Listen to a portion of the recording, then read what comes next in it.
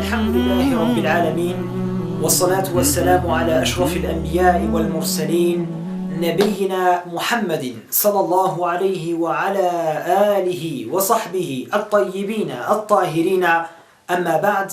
Mes honorables frères et sœurs, très chers amis et camarades, je vous salue par le salut de l'islam et je vous dis Assalamu alaykum wa rahmatullahi wa barakatuh.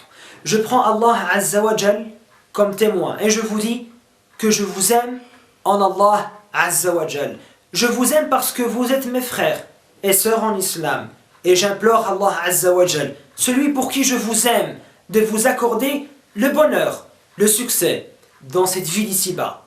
Mais également, et plus important, de vous accorder le plus haut degré du paradis dans la vie de l'au-delà.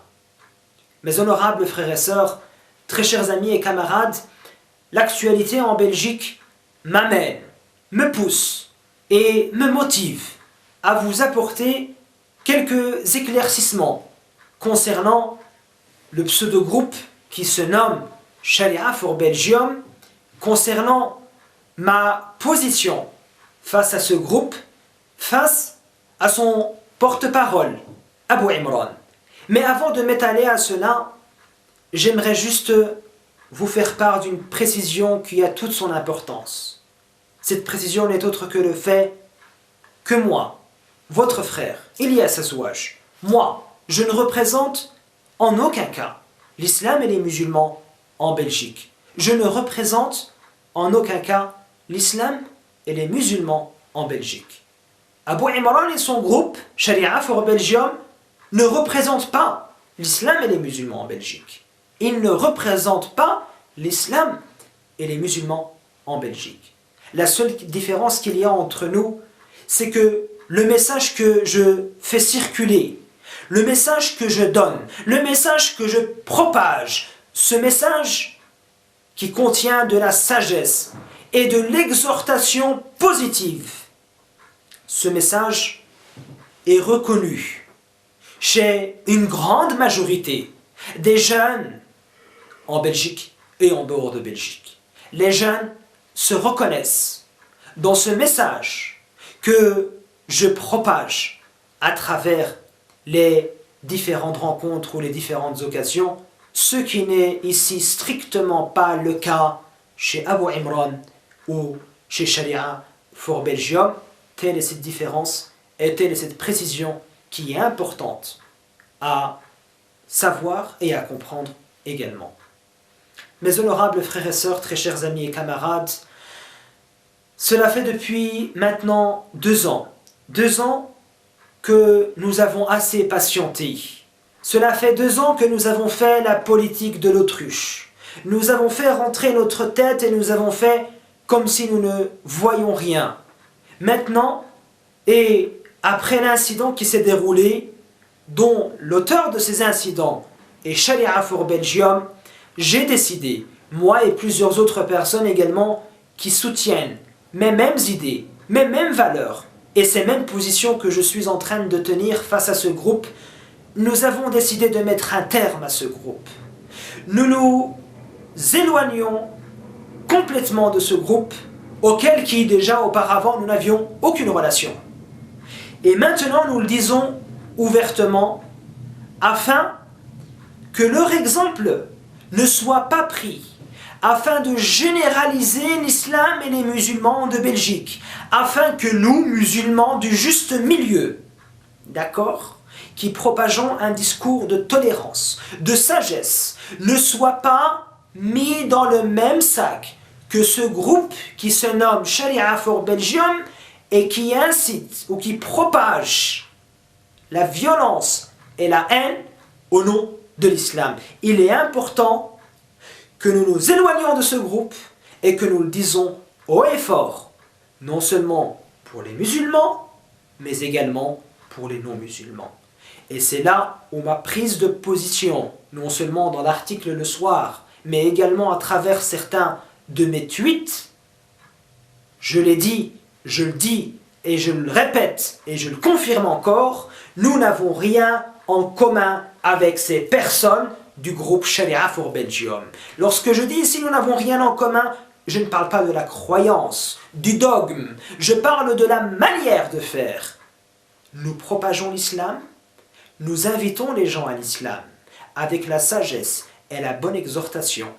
Ils veulent inviter soi-disant les gens à l'islam à travers ou avec la haine et la violence, ce que nous condamnons ici, bien évidemment. Mes honorables frères et sœurs, je vous ai parlé d'un incident dont ces personnes sont auteurs. Je fais ici allusion à l'histoire du niqab, mais probablement que pour pas mal de personnes, pour pas mal d'entre vous, vous n'avez pas fait la relation entre Sharia for Belgium et la femme qui s'est fait, soi-disant, attaquer par des policiers. Vous avez reçu par SMS, vous avez entendu à travers les forums et à travers certains articles qu'une sœur mskina marchait dans la nuit, marchait la nuit, dehors, pauvre, innocente, s'est fait tabasser par des grands méchants loups de policiers et ainsi de suite. C'est l'histoire qui vous a été relayée. Mais après avoir, si vous voulez, fait une mini-enquête, nous avons trouvé des détails qui ont une importance capitale, une importance primordiale et qui font toute la différence de cette histoire chez nous en Belgique. Premièrement, la femme en question, Stéphanie Djato, qui serait soi-disant attaquée, dévêtue, déshabillée, maltraitée, frappée et ainsi de suite. D'accord? Il faut savoir que cette personne n'est autre que la deuxième épouse, écoutez bien, n'est autre que la deuxième épouse de Abu Imran. La deuxième épouse de Abu Imran. Effectivement, Abu Imran a sa première épouse, avec laquelle il a des enfants et qui habite à Anvers. Mais il a également Stéphanie Djato, sa deuxième épouse, qui habite ici à Bruxelles. Ils se sont mariés après la fin du mois de Ramadan dernier. Uqsimu lakum billahi yamina. Je jure par Allah, celui qui détient les cieux et la terre, que Stéphanie Djato est la femme de Abu Imran, le porte-parole de Sharia for Belgium. Certains d'entre vous se poseraient la question, mais comment le sait-il? Je le sais pour la simple et unique raison que j'ai fait preuve d'intelligence, en faisant en sorte de faire une mini-enquête afin de découvrir la vérité concernant cette histoire, afin que je puisse mieux prendre position concernant cette affaire qui est en train de mettre en danger et en péril, je ne dirais pas l'islam, mais je dirais la manière dont les musulmans vivent leur islam ici en Belgique. Et cela a une importance primordiale, car lorsque nous savons que ce n'est pas simplement une sœur mskina qui est coopérative, qui est compréhensif envers les autres, qui respecte et qui est juste envers les non-musulmans, ce qui n'est pas le cas ici, ce qui n'est pas le cas. Et cela a été prouvé à travers leurs différentes vidéos où ils prônent la haine et la violence entre les individus, que ce soit avec les musulmans ou envers les non-musulmans. Car avec les musulmans, je viens ici vous rappeler cette histoire. Lorsqu'ils sont rentrés dans la maison d'Allah Azza wa Jal, à la mosquée, ils sont rentrés, ils ont déballé des drapeaux, ils ont commencé à crier « Allahu Akbar, la ilaha illallah » et ainsi de suite, comme si toutes les personnes présentes étaient des non-musulmans, des mécréants, des gens qui ne croient pas en Allah Azza wa Jal. Ici également, Stéphanie Djato est connue également pour être une femme provocatrice. Et ici, ce n'est pas moi qui le dis, tout comme l'info que nous avons reçue, que nous avons vérifiée, et que je suis en train de propager maintenant, du fait qu'elle est la deuxième épouse de Abu Imran, nous a été évoquée par une sœur qui habite dans la même maison que Stéphanie Djato, qui nous a confirmé et qui a juré par Allah, non pas par médisance ni par calomnie, mais par amour à la communauté de Muhammad alayhi salatu wassalam, par amour à Allah subhanahu wa ta'ala, à son créateur, afin que nous puissions prendre position et nous éloigner de ce groupe d'une quarantaine de personnes qui incitent à la haine et à la violence. Ils ont été manipulés et ils ont été jusqu'à duper des jeunes qui, ces jeunes tout simplement, ne voulaient qu'alléger leur haine qu'ils ont sur leur cœur envers des policiers qui probablement les auraient peut-être manqué de respect auparavant, ou qui peut-être ces policiers les auraient frappés. Ils vont chez ces jeunes en manque de repères et ils leur disent: une de nos sœurs s'est fait frapper, mskina, ceci, cela, nanani, nanana, sans évoquer que cette sœur en question est la femme de Abu Imran. Et je vous renvoie ici à son attitude qu'il a eue lorsque ce journaliste lui a posé la question et lui a dit: est-ce que cette femme est votre femme?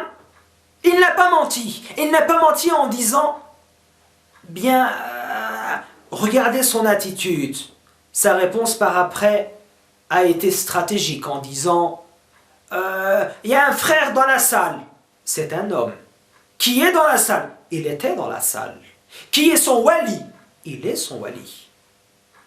Mais il n'ose pas le dire, car il sait que ce détail a une importance primordiale, capitale pour la communauté musulmane de Belgique, car nous savons que ces gens ne recherchent qu'après la haine et la violence à propager autour d'eux. Et ce que je suis en train de faire maintenant, de par mes positions ou de par ces quelques lumières que j'essaye de vous apporter, n'est aucunement de la division. Je ne suis pas en train de diviser la communauté musulmane, bien au contraire, la communauté est soudée par la grâce d'Allah Azza wa Jal. Nous sommes juste en train de dire que ces personnes-là, nous n'avons rien en commun avec eux, nous ne reconnaissons pas dans le discours et dans la manière de faire. Ok, c'est la seule différence qu'il y a, mais sinon moi-même et plusieurs autres personnes, si pas la majorité des musulmans le savent très très bien, mais ces positions se doivent d'être officielles et ouvertes au grand public afin que justement nous puissions vivre mieux notre religion ici, car depuis l'incident qui a eu lieu avec la femme ou l'ex-femme probablement d'Abu Imran, car il se peut qu'ils ont divorcé il y a cela 2 ou 3 semaines ou même jusqu'à 1 mois, il est probable, je n'en suis pas sûr, ou probablement qu'ils sont toujours mariés, c'est donc c'est le seul détail qu'il me manque encore, mais je vous le dis, je vous le répète, et je le dis maintenant à la caméra: si je devais donner ma vie pour défendre une femme ou pour défendre une personne qui est injustement attaquée verbalement ou par l'acte, uqsimu lakum billahi yamina, par le Seigneur de la Kaaba, que je défendrai cette sœur et je suis prêt même à donner ma vie pour elle. Mais ici je dis et je le redis, je condamne bien évidemment la violence policière. Si violence il y a eu envers cette femme injustement, tout comme je condamne également les paroles et la manière d'avoir agi de la part de cette femme vis-à-vis de la police. Si celle-ci bien évidemment a été frappée, a été humiliée, a été ceci et cela, même si cela ne justifie pas le fait qu'elle ait cassé le nez d'une policière, qu'elle lui a cassé dedans, ne justifie pas également la descente de ce groupe à un commissariat de police pour envoyer d'autres policiers à l'hôpital, pour qu'aujourd'hui nous nous retrouvons dans le pétrin, car nous sommes dans le pétrin, nous sommes dans de gros problèmes que nous n'avons jamais eu ici en Belgique. C'est la première fois que cela arrive et cela me rappelle l'histoire et l'affaire de Mohamed Merah à Toulouse, qui s'est en train de se reproduire ici en Belgique, mais bien évidemment à l'échelle de la Belgique. Car pour la France, pour que toute la France soit au courant,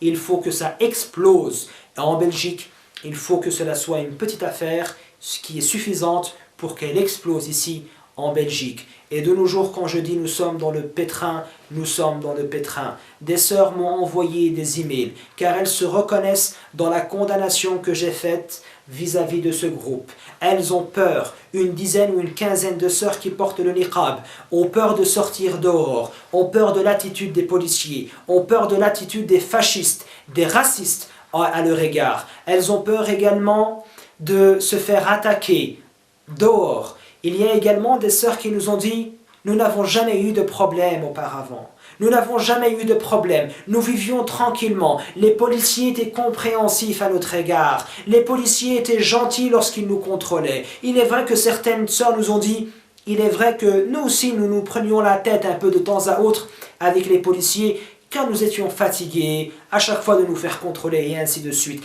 Mais rien de méchant, rien de grave. Nous savons que les policiers de temps à autre font preuve d'un abus de pouvoir et soit sont méprisants envers des personnes, soit les attaquent verbalement, soit par l'acte, soit par le geste et ainsi de suite. Nous le savons très très bien et nous condamnons ces personnes. Mais aujourd'hui, ces sœurs vivent un véritable calvaire. Car depuis qu'il y a eu cet incident, des sœurs, lorsqu'elles sortent dehors, se font agresser automatiquement par des policiers et le fait, ou plutôt leurs actes, sont justifiés par cette histoire. Par cette histoire. Une sœur s'est faite attaquer par des policiers dans un carrefour, s'est fait encercler par des policiers dans un carrefour, et ainsi de suite. Et les histoires n'arrêtent pas, le téléphone n'arrête pas de sonner, les emails n'arrêtent pas, on n'arrête pas de recevoir des emails. C'est pour ça que, dans un premier temps, je tiens à remercier la communauté musulmane pour leur confiance et leur intelligence, car ils savent en qui nous devons avoir confiance et en qui nous devons douter, car effectivement, dans ce groupe, il y a effectivement un grand doute qui y persiste. Qui sont-ils? Nous ne connaissons aucun d'entre eux. D'où viennent-ils? Nous ne savons pas d'où viennent-ils. Pourquoi personne ne les arrête alors qu'ils sont toujours là en train de propager la haine? Comment cela se fait-il? Alors que ces personnes, ou plutôt si nous ne prenions qu'un millimètre de ce qu'ils disent, nous serions déjà enfermés, nous serions déjà poursuivis, nous aurions déjà des amendes, et ainsi de suite. Comment se fait-il que, s'il dit une parole de ce qu'il est en train de dire dans son pays d'origine, il se ferait, je vous laisse méditer sur ce qu'il se ferait faire. Mes honorables frères et sœurs, il y a plein de choses qui n'entrent pas en cohérence. Il y a plein de choses qui ne sont pas cohérentes. Comment une personne qui est contre les gouvernements et autres se permet de financer de par l'achat de canettes de Coca-Cola? Mais c'est quand même assez grave. Ce n'est pas le seul argument que nous avons, bien au contraire. Mais c'est un argument qui saute aux yeux. Comment se permettent-ils d'acheter des missiles pour tuer nos frères en Palestine et dans d'autres pays? Et ils se disent défenseurs de la communauté musulmane? Non. Abadan hasha lillah.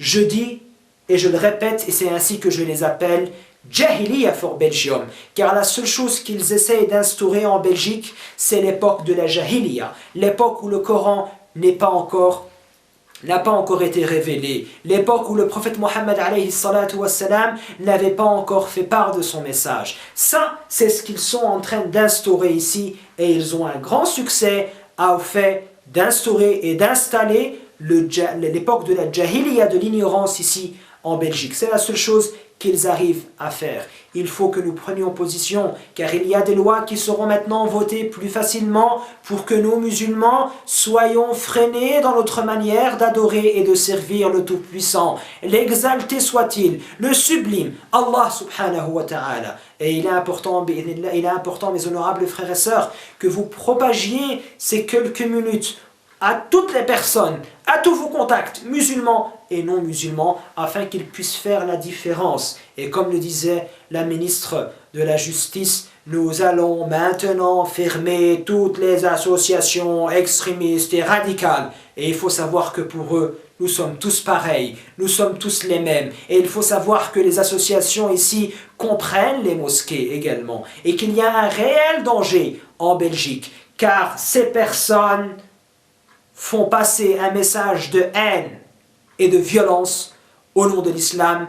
Je dis et je le répète pour terminer, pour que cela soit clair, je condamne toute violence, que celle qu'elle vient de la part des policiers ou qu'elle vient de la part de ce groupe. Des deux côtés, je les condamne. Nous nous éloignons, nous ne connaissons pas ce groupe et nous n'en voulons pas car ils agissent de manière à ce qu'ils détruisent l'islam et les musulmans. Ils agissent de manière à donner une mauvaise image à l'islam et aux musulmans. Et bi'idhnillah azza wa jalla, nous ferons tout ce que nous pouvons pour essayer de faire en sorte que les lois ou que le travail qui n'a pas pu être fait auparavant soit fait au jour d'aujourd'hui, tel qu'essayer de révoquer la loi contre le hijab, la loi contre le niqab, et ainsi de suite. Nous le ferons bi'idhnillah, ça prendra probablement du temps, mais nous ferons tout ce qui est en notre pouvoir pour y arriver proprement, avec la sagesse, la bonne exhortation, et surtout intelligemment. Et j'implore Allah Azza wa Jal de raffermir nos cœurs,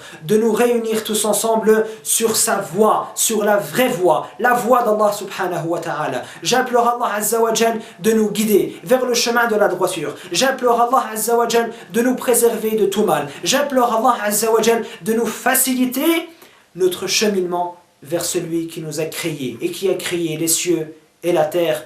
Mes honorables frères et sœurs, je vous aime en Allah Azza wa Jal. Je vous remercie pour m'avoir écouté jusqu'au bout. Je vous remercie pour votre confiance que vous avez envers ma personne. Je remercie toutes les personnes qui œuvrent pour le bien-être de l'islam. Qu'Allah soit avec vous, qu'Allah vous préserve, qu'Allah vous assiste, qu'Allah vous aide, qu'Allah vous bénisse. أقول قولي هذا وأستغفر الله العلي العظيم وأتوب إليه والسلام عليكم ورحمة الله وبركاته. كالله soit avec vous mes honorables frères et sœurs. السلام عليكم ورحمة الله. يمنحها شهدا وحفاوى فتزيد ورودا وتلاوى وتراها عين الرحمن. أفواه تشرب من وحي الرحمن وربك يمنحها شهدا وحفاوى فتزيد ورودا وتلاوى وتراها عين الرحمن. وصدور تشتاق إلى القرآن وربك يشرحها دفءا وشفاء.